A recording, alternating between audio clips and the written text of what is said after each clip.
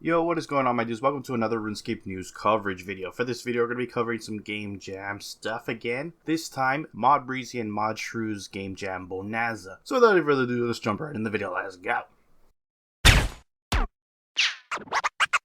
Cats is the illest. What you talking about, Willis?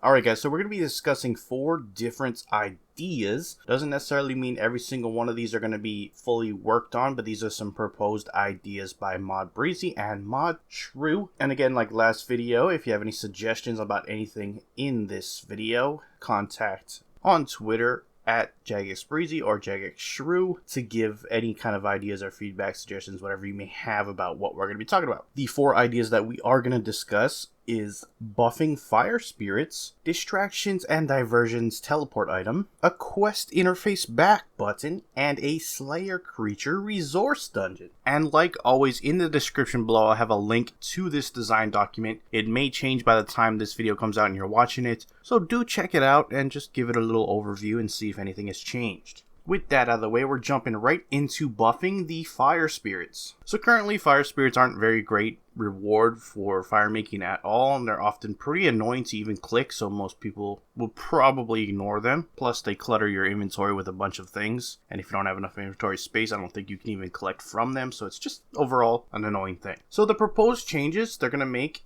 are, when training fire making and fire spirit spawns, clicking on it will give you a buff. Now this buff is going to give you, for the next X number of logs that you burn, will give you some kind of bonus XP, somewhere between 1 to 2 times XP for burning that log. So the highest priority changes that they want to do is the fire spirit buff, like I just explained. X number of logs give you extra XP, plus turning the rewards into a stackable and untradeable crate. This will mitigate the clutter. You'll only need 1 inventory space, and like I said, it stacks. And opening these crates will have the same table as the current fire spirit drop tables, but you'll be able to stack them up indefinitely. And also divine fire spirits. They will have the same exact rewards that they do currently in game. However, they will share the same buff that the proposed change to the fire spirits, the X number of logs giving more fire making XP, but have the added buff that X number of logs also give divination XP. Next up are some possible changes and some nice things that they want to also implement. Firelighter bonuses. So basically, using or consuming a firelighter will give you an X number of seconds or minutes, which will allow the spirits to give increased amount of rewards. The time buff can stack and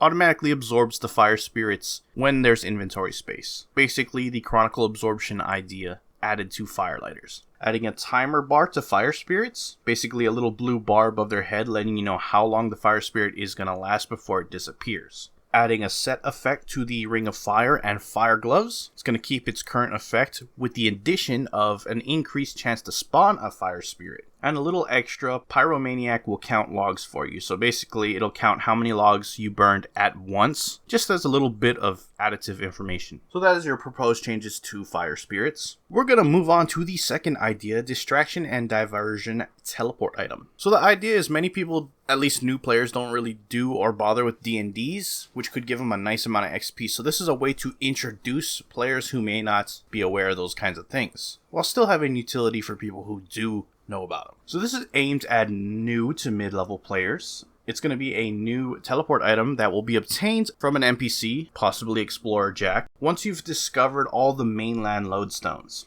As you see at list here, it doesn't include ones you unlock after quests, like Elf City, Taranwin, or the Desert Camp. This item will have charges and can be recharged at a cost by speaking to the NPC, Explorer Jack in this case, and the possible recharge will require Lapis Lazuli to top it off. This is designed to only introduce players to D&Ds, not allow them to teleport to every single location, so you're not going to see all possible D&Ds on here, but list of ones that they want to include is the Balthazar's Circus, Big Chinchompa, Giant Oyster, God Statues, Penguins Hide and Seek, and Wisps of the Grove. Really interesting item, and could be useful for people of all levels. So yeah, pretty straightforward. With that, we're going to move on to the next thing, that is the quest interface back button. Basically, when you're searching through quests in your quest log and clicking on other quest requirements, it's easy to get lost, and this is a way to mitigate that. So quite literally, there's proposing a back button on the UI that will appear when you start navigating through the quest within the quest requirements lists. Pretty straightforward. It'll allow you to just revert back to the previous page you were on. So this new UI button will appear once you start navigating through quests within a quest requirement. It will track these navigations and allow you to return to the last quest viewed while clicking through these requirements. And the button will disappear if you've returned to your original quest that you were looking at. Only current concerns regarding this and its implementation is that the UI space doesn't have a whole lot of room for a back button, so the button placement in this may not work. And it could be potentially confusing in terms of its functionality due to not tracking all quest views, only requirements. But aside from that, it's pretty straightforward, and there's your idea. Moving on to the fourth and final idea, Slayer Creature Resource Dungeon. Now they want to add a new resource dungeon to stop competition for certain creatures, like abyssal demons and dark beasts. The dungeon will have 4 spots for killing Slayer creatures, 2 for abyssal demons, and 2 for dark beasts. And they're looking at possibly adding the location of the dungeons to islands with fairy rings. So you'd have to complete the fairy quest line up until unlocking fairy rings in order to have access to these areas. Potentially. They could place them on Ardoin, one north of Miscellanea, one near Draenor, and Curadel's dungeon near her entrance. Pretty straightforward, even though I've been saying that a lot. Let's face it, these aren't very complex ideas to understand.